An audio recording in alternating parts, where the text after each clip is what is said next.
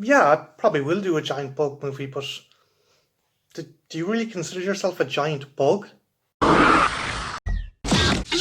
Whoa, whoa, whoa! Calm down. Look. We can discuss this. I want to cover a whole spectrum of movies. Okay, so Indo, don't lose your shit with Zeno. Okay, he's just making a suggestion. Jesus Christ! Did you just spit acid at him? Did he just spit acid at you?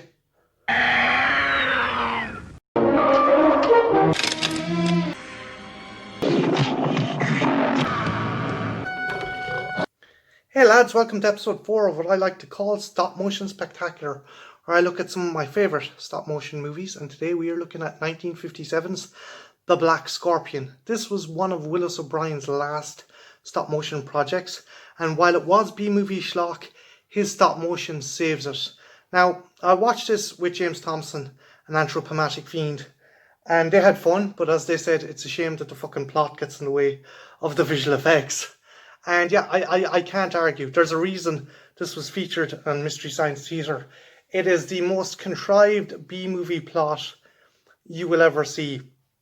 Two American geologists investigate an active volcano only to discover an army of giant prehistoric scorpions that live inside it and lay siege to the Mexican countryside. So yeah, between the scorpions and Valley of Guanji, you can see why that fucking Egypt might want to build a wall. But I digress. The two guys end up falling in love with Mara Corday. Yes, the same Mara Corday from The Giant Claw. This woman really likes starring in bad B movies.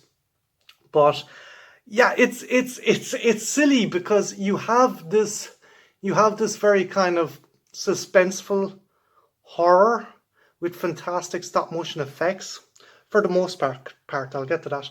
And then you have this saccharine, silly kind of pillow talk-esque love story going on with Mara Corday. Will they, won't they? And it derives totally from the plot. And you see, the thing was, at this point, Willis O'Brien, he had kind of gotten fucked over by RKO, and as his career went on, he had to kind of do these bargain bin B-movie classics. But he didn't skimp. He done some fantastic work. The scorpions are fantastic.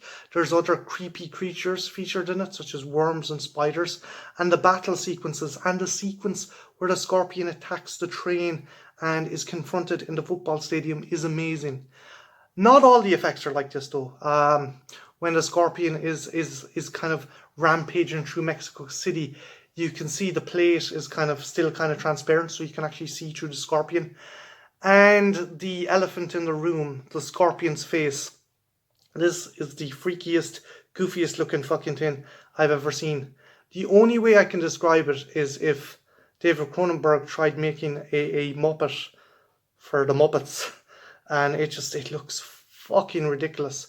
And if any of you horror fans out there recognize it, yes, it is the same creature that the main character in Teeth kind of represents as her vagina dentata. So if you're ever wondering what that creature that girl's thinking of is from, it's from Black Scorpion.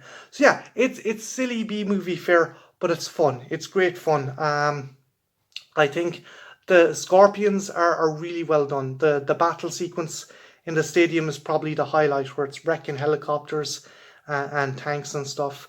And again, this is a movie that was made in 1957, but it got an X rating, and I can kind of see why. Because, as I was saying, the scorpions attack a train and they're plucking people from the train. And myself and Anthropomatic Fiend were talking about this, and it's, as Anthro says, if that scene went on a lot longer, you would have seen the people being torn apart. There's one scene where one guy's plucked out of a train, and this other scorpion is trying to take him out of one scorpion's hands, and it kind of just cuts away as the scorpions are fighting over this guy. So you could have seen a very kind of gory take in this movie. But again, it's 1957. They're not going to go that far. But I can certainly understand how it earned the X rating. And again, it's not fucking Shakespeare. It's not as good as the other kind of stop motion movies on my list. But it's fun. It's great fun. And if you're looking for some really good B-movie kind of fare, this is definitely one to check out. So, the next movie I'll probably do will be Jason and the Argonauts, so stay tuned for that. And yeah, have a good one. Take care, guys. Bye now.